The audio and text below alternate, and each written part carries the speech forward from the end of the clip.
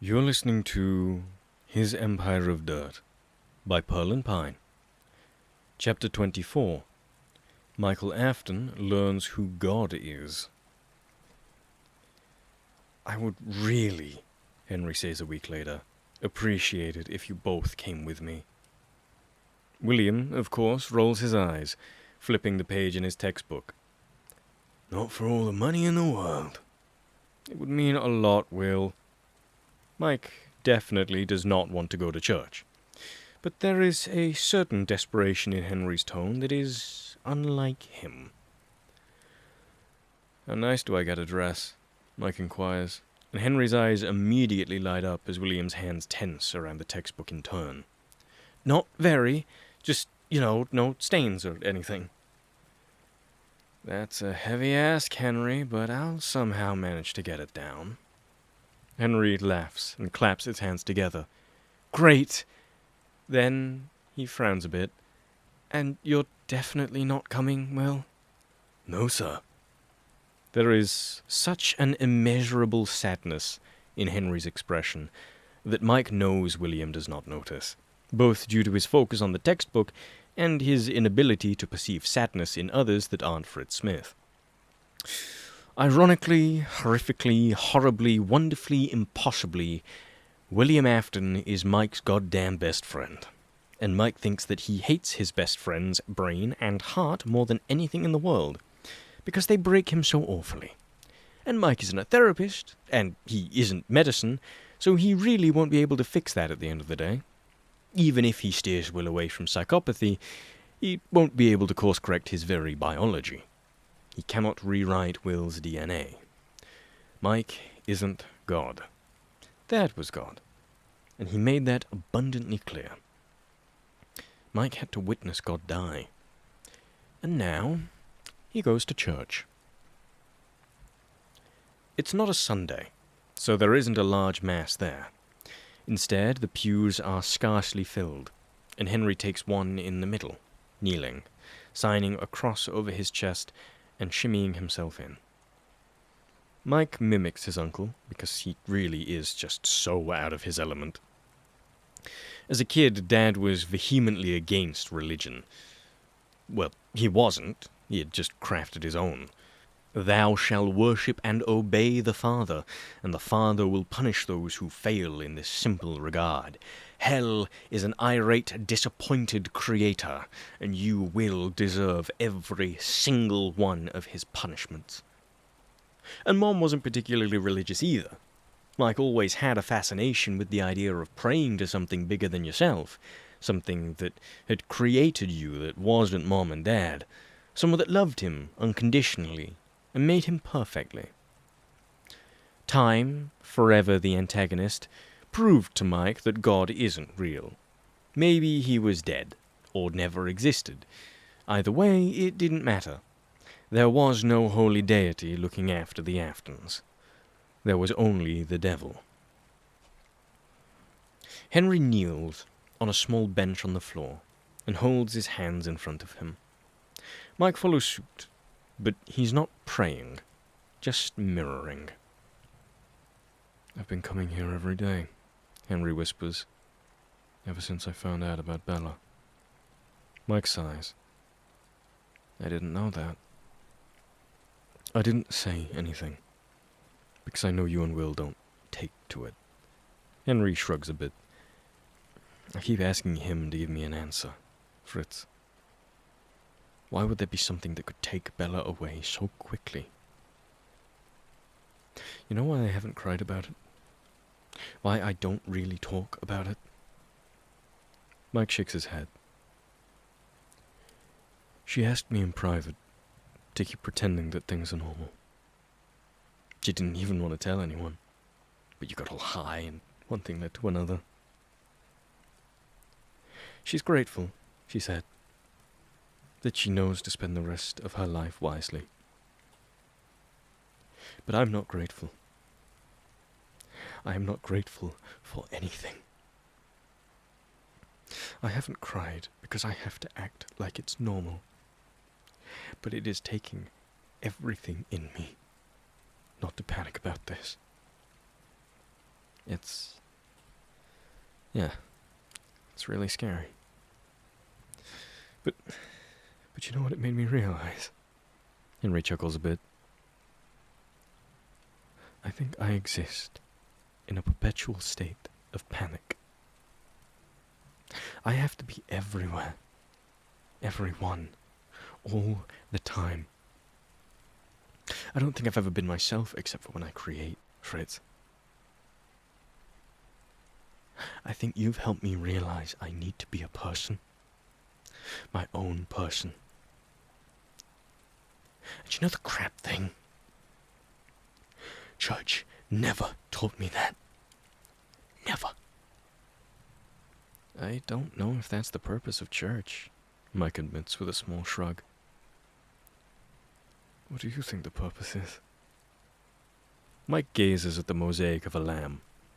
Mary, Joseph, and baby Jesus, at the front of the church, staring the infant in its eyes. To lie. Henry nods slowly. I pray that Bella gets better. I pray that Will gets better. I pray to be brave. Because I'm not. Hey, no, it's true. Clara punched that guy. Will punched that guy. They would have just killed the guy for each other and for us, but I just ran. You were smart. We could have gotten our asses kicked. Don't cuss in church, Fritz. Sorry, butts. Would have gotten our butts kicked. Henry chuckles again. Maybe. But I have to protect what I want, even if I don't want to. I can't let anyone get hurt. I want to be someone that protects my loved ones, Fritz. Charlotte will die, and you will believe my lie, and you will hate yourself for forever for not protecting her. I want to be 3 things. A dad, a protector, and a builder. That's it. I think I can be happy if I get those things. I pray for all of that, but you know what Will said to me the other night? Mike shakes his head. We were in bed, and he said, God made you for me. And he was half asleep, and when I asked him what he meant, he just shrugged. But he doesn't believe in God. Then Henry's expression turns to stone as he turns to Mike. But he does. I saw that paper from his journal, Fritz. I didn't tell anyone. But he called himself God. And that he worships me. Mike pales. This is the part where Henry denounces William, and William in turn goes on a rampage, killing everyone in their university, collects their remnant, and lives forever, and I believe him. I believe him that more than anything my priests have ever told me. Mike blinks a few times. What? He's God. Mike's stomach turns. Henry? But not just that, not just him. All of us. We can find God in each other, I think. Fritz, can I ask you something? Why don't you believe in any of this? Mike looks at his folded hands. My dad didn't believe in it, but when he beat on me, I prayed to everything that he would stop, that he would love me. Nothing answered. Nothing ever answered. Mike manages to look at Henry, not with anger, but with exhaustion. God doesn't make people like my dad. God doesn't let Dad hit me like that. And God doesn't let my girlfriend die before she lives her life. God doesn't make it so I can't kiss Will in public. God doesn't make Will have crossed wires inside of him. You know what he said to me? I asked him after his episode how frequent that kind of thing happened. He laughed, just so sadly, and he said he's lost track. But that this time was the first time anyone had ever helped him. Before, he would just lock himself in his closet until it was over. Sometimes he'd be in there for days, only leaving for food and for the bathroom. He said he did it to hide from his old man and his mom because his father would beat him until the devil left his body. Fritz, what good God let something like that happen? A tear falls down Henry's cheek. God let the love of my life have a broken head, and I can't believe that. I can't believe in someone that would hurt him like that. Mike doesn't acknowledge what Henry has just referred to William as. He doesn't even think Henry's absorbed the information. Instead, he lets the words pass over, like a gentle breeze, hardly acknowledged and barely felt.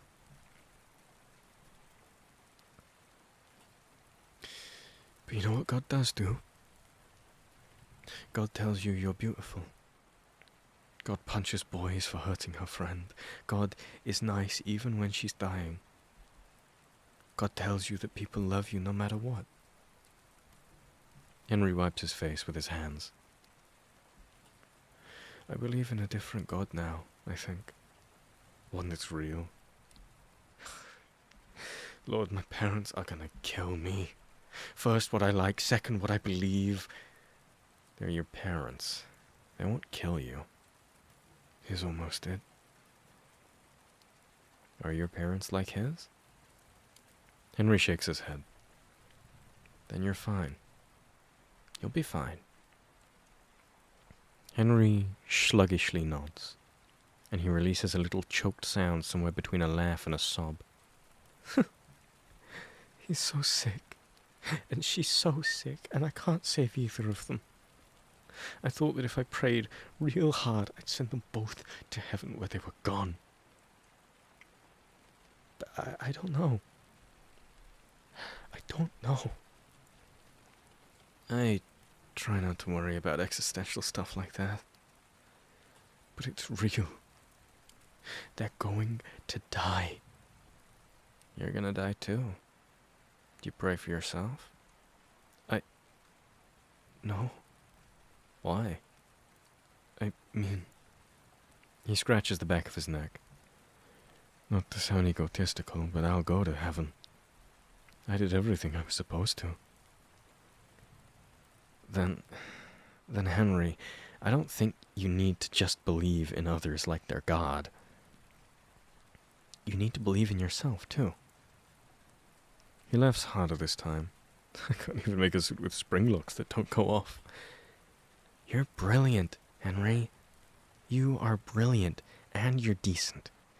And you are the best person I know, and... Mike swallows down tears and smiles. I believe in you more than I have ever believed in God.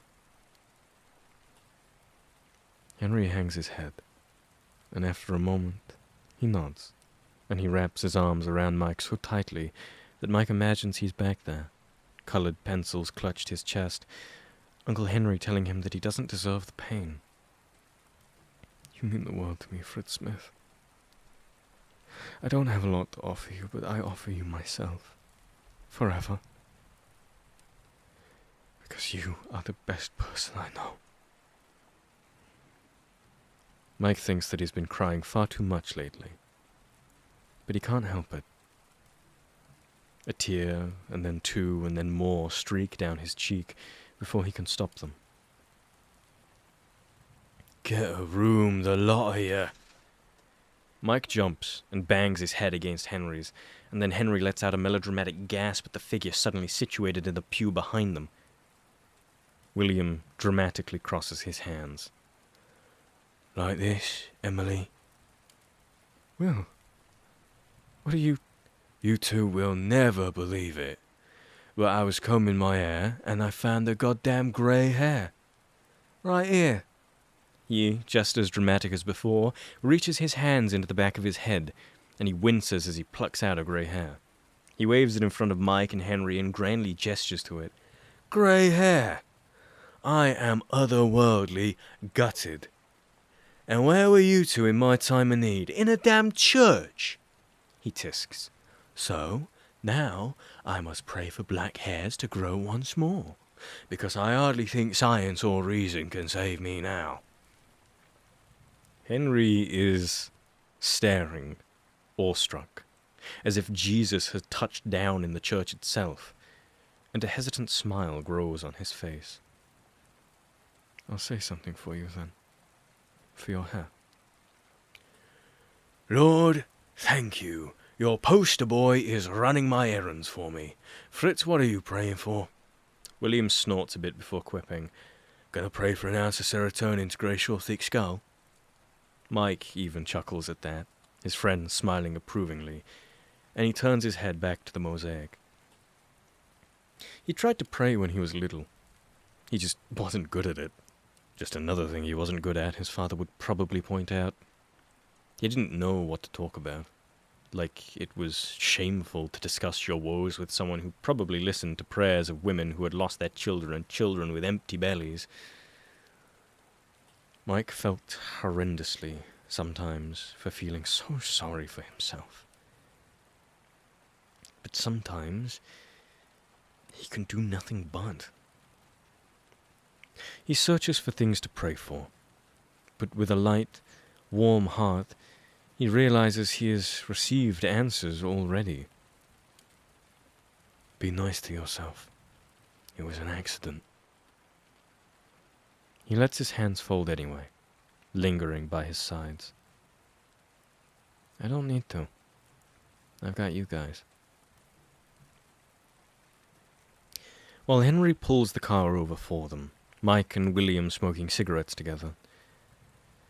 Really, why'd you come? William sighs as he exhales. I really did panic about the whole hair thing, you know. Ridiculous, but it reminds me I'm getting older. Reminds me of the go I've had at it. He inhales, looking at the sky. God isn't real, and if he was, I'd kill the bastard.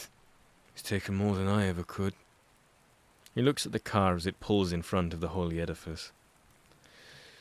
But if God is real, then he's given me Henry. And I could forgive him for all the bullshit he's dealt to me, if that's true. He wanted me to come. I ought to have. Henry's for me heart, Clara's for me head, Bella's for me manners. Mike snuffs out the cigarette underneath his shoe. Yeah? Then what are we for? William doesn't smile as he says, You're for everything, Fritz. All of it. He mimics Mike's action as Henry steps out of the car. And I'm to fix it all. The sentiment is mostly completed, but the words fail to a stutter as Henry marches up to William, and without looking around to make sure they're in private, Henry cups William's face in his hands and kisses his lips. William's eyes are wide, and when Henry pulls away, he smiles, pounds his chest, and nods to himself. Right, let's go home. Mike can't help but laugh at finally seeing William Afton at a loss for words. When they climb into the car, Henry takes William's hand in his and says, Thanksgiving's in a couple of weeks. I'd like the both of you to come, since I'd figured you'd be stuck here if you weren't going anywhere else. Yeah, Henry, I'd like that. Very much. Yeah. Thanks, Henry. Wonderful. Mike imagines for a moment that Henry is driving home to his Charlotte, driving home to his alive wife, and that there's nothing wrong with his existence. Not several people to imitate, not a false god to pray to, not a madman obsessed with him. The very idea could only ever exist in a prayer.